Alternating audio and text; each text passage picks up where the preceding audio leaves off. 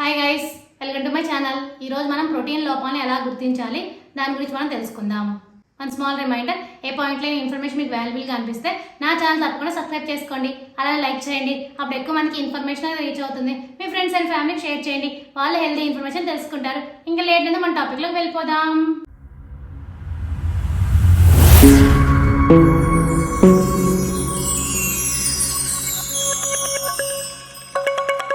మన శరీరం ఆరోగ్యంగా ఉండాలంటే పోషకాలు అవసరం.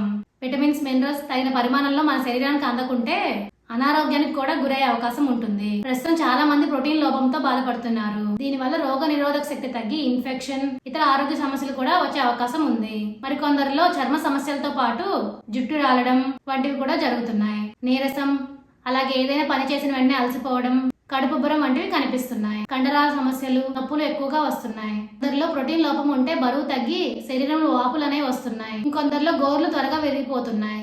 పైన పేర్కొన్న లక్షణాలు తరచూ కనిపిస్తుంటే ఓసారి డాక్టర్ ని సంప్రదించి ప్రోటీన్ టెస్ట్ చేయించుకోవాలి. ఇప్పుడు అర్థమైంది కదా మీ అందరికి ప్రోటీన్ లోపాన్ని ఎలా గుర్తించాలి అనేది.